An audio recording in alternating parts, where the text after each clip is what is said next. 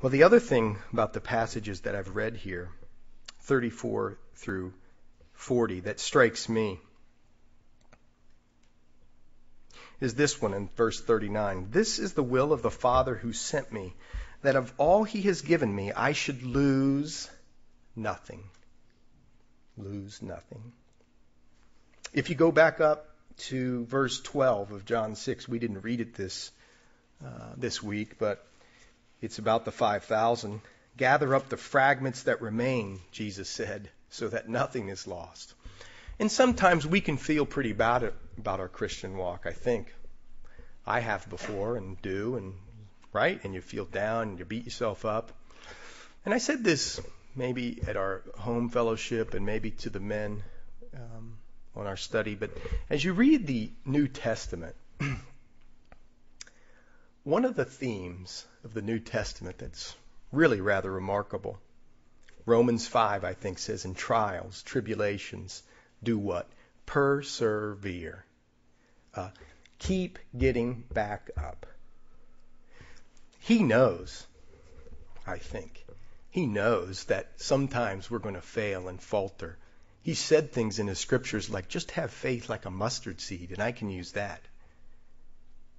He knows people like Mark, who wrote the book of Mark, through the help of Peter, he was kicked off one of the missionary journeys. Why, we don't exactly know, but he was kicked off. Paul got mad at him and said, I don't even want him here anymore. Take him, Barnabas, cousin Barnabas. Get him out of here. And one of the most remarkable things about that book is Paul, before he died, said, send Mark to me to comfort me. He was reconciled. God could still use him. And so when I read this, I think, wow, he will lose nothing. If I'll just stay in the game, stick with it, keep coming back, apologize, ask for forgiveness, love and grow, and learn and journey with others and fellowship and cry with those who are crying. Have them cry with me and walk this walk with them.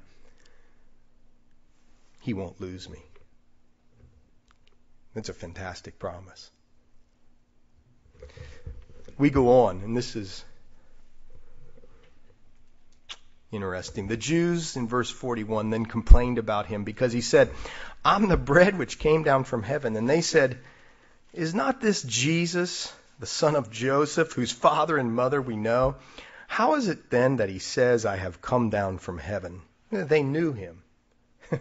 He'd been living, he'd been growing up. They'd watched his mom, change his diapers or whatever. He'd watched him become a young man and into his teen years. But remember now,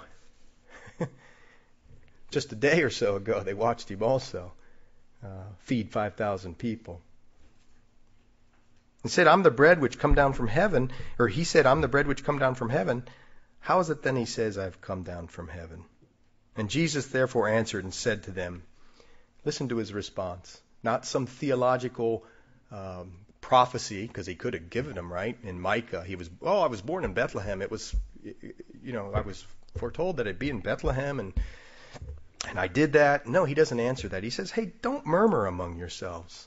That's the first thing he says. And when he says it, that word that he's using there is triggering something for the Jews. And that's that, hey, remember what you used to do in the wilderness when the bread came?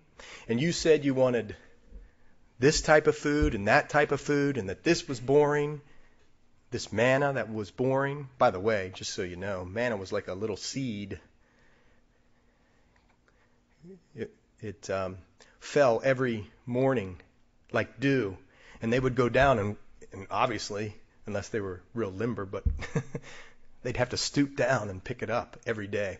And the Lord said, I don't want you to store that up. Don't go get 3 or 4 days full, because if you do, it'll rot.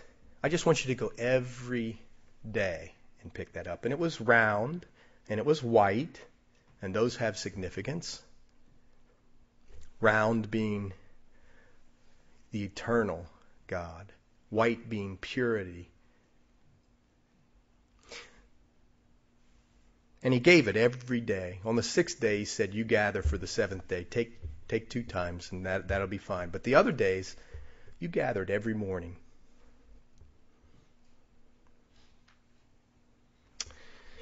But they murmured. I point you just for your edification, 1 Corinthians 10:10. I'll read it to you, but remember, he's talking about Old Testament examples in this particular piece of Scripture. Old Testament examples. And he says, these Old Testament things that were shown to you are examples for you. Study them and know them because they have significance for your Christian walk, for your life with Christ. And one of them is this: don't complain in verse 10, as some of them also complained and were destroyed by the destroyer. Go back and read in Numbers 14 or Numbers 21 the ingratitude that these folks had. They had forgotten. See, what they had really forgotten is their memory had become clouded, because what was Egypt like? Egypt was miserable and hard and backbreaking, and they were in bondage to slavery, and yet they were saying, why can't it kind of be like it used to be? That's what the people were saying there. And the Jews in our story here in John 6 are starting that again. And Jesus reminds them, don't murmur. He goes on, no one can come to me unless the Father who sent me draws him, and I will raise him up at the last day. It is written in the prophets, and they shall be taught by God. Therefore, everyone who has heard and learned from the Father comes to me, is to be drawn by me. Not that anyone has seen the Father except he who is from God. He is the Father. Most assuredly I say to you, he who believes in me has everlasting life. No one can come to me, unless the Father draws him. Interesting scripture. And one I think we need to remember. By the way, think about what America's like.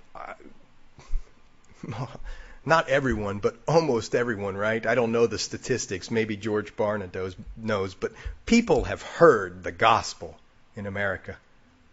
Lots of people have heard the gospel. And maybe you're sitting there today and you know about Jesus, but you don't really know him personally or intimately. Or maybe you're sitting there thinking of someone you know who knows lots about Jesus but doesn't know him intimately and personally. And one of the things you have to remember, because I confess, sometimes I say to my wife, not about anybody in here, by the way, why don't they just get it? Why doesn't the light bulb come on? And then I have to remind myself this scripture. There has to be some sort of, and I can't fully explain it to you, quite frankly, but there has to be something from the Father, the spiritual work of the Father. There has to be some sort of inward enlightenment. Otherwise, almost everyone in the United States would be a born-again Christian. Understand? There has to be this inward enlightenment where the light bulb comes on. That's the only way I can explain it.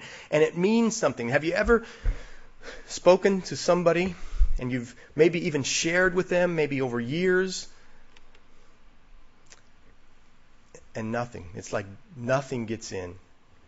We know that something gets in, but you just feel like nothing's getting in, thanks. And then one day you hear, oh, that person gave their life to the Lord. The light bulb went in and they understood.